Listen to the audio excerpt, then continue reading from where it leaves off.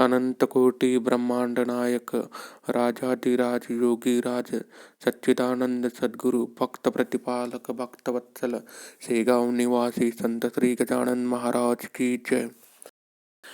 भारतवर्ष के महाराष्ट्र राज्य के बुल्ढाना जिले के खामगांव तालुके में एक सेगांव नाम का ग्राम है। वहाँ पे अवतारी पुरुष संत श्री गजानन महाराज ने अवतार लिया था, जिनका वर्णन श्री गजानन विजय ग्रंथ में किया गया है। इस ग्रंथ की रचना श्री दासगणु महाराज ने की थी। दासगणु महाराज का पूरा नाम गणेश दत्तात्रेय सहस्त्रबुद्धे थे। उन्होंने कई संत चरित्र की रचना की, इसलिए यह योग संत श्री गजानन महाराज के अवतार कार्य का बताने के लिए उनको योग आया था। श्री दासगणु महाराज कहते हैं कि हे समर्थ, मुझ में इतना सामर्थ्य नहीं है कि मैं आपकी अवतार कार्य की रचना करूं, लेकिन ये आपकी कृपा से संभव हो रहा है, क्योंकि श्री रामचरितमानस ने से संत तुलसीदास जी लिखते हैं, जहाँ पर हुई ता पर कृपा करी हर कोई। जिस पर संत की कृपा हो जाती है तो वो व्यक्ति महान हो जाता है। लेकिन संत की कृपा होने के लिए व्यक्ति के कर्म भी अच्छे होने चाहिए। उनके पूर्व जन्म के कुछ पुण्य हो, उन पर समर्थ की कृपा होती है। दासगणु महाराज श्री गजानन विजय ग्रंथ के प्रथम अध्याय में गजानन महाराज के किस प्रकार प्रकट हुए, इस प्रकार का वर्णन किया था। वह लिखते हैं कि 1800 में माघ वद्य सप्तमी को गजानन महाराज को सर्वप्रथम, वो कहाँ से आए, कौन थे, इसका कुछ पता नहीं, इसका ना कोई इसका प्रमाण है। लेकिन सर्वप्रथम सेगांव ग्राम में देवीदास पातुरकर नाम का एक सज्जन रहता था। उसके बच्चे की रुचि शांति का आयोजन किया था, जहाँ पे भोजन का प्रायोजन किया गया था।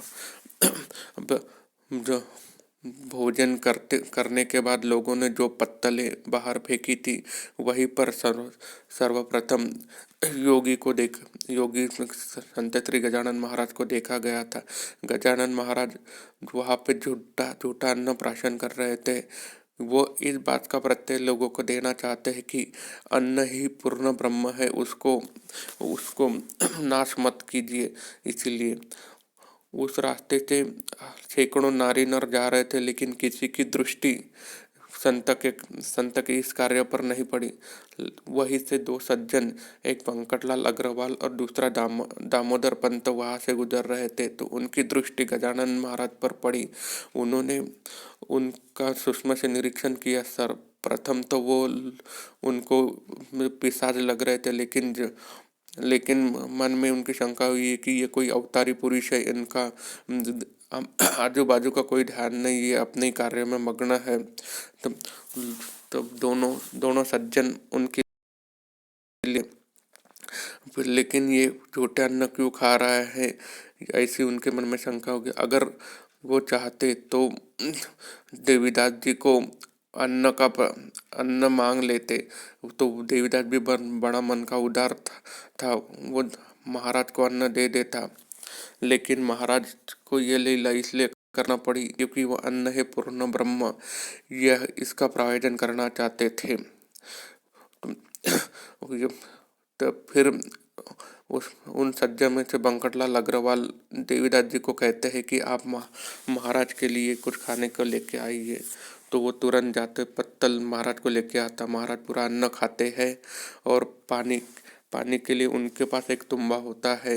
वो वेंकटलाल को नाले का पानी लाने के लिए आदेश देता है। इसी प्रकार प्रथम अध्याय में महाराज की लीला का वर्णन किया गया है। यह लोग अपने कोई स्वार्थ महाराज के सामने रखते, इसके पहले महाराज वहां से अदृश्य हो जाते हैं। इस प्रकार श्री गजानन महाराज विजय ग्रंथ के प्रथम अध्याय में श्री दास सद्गुरु गनु महाराज ने वर्णन किया है।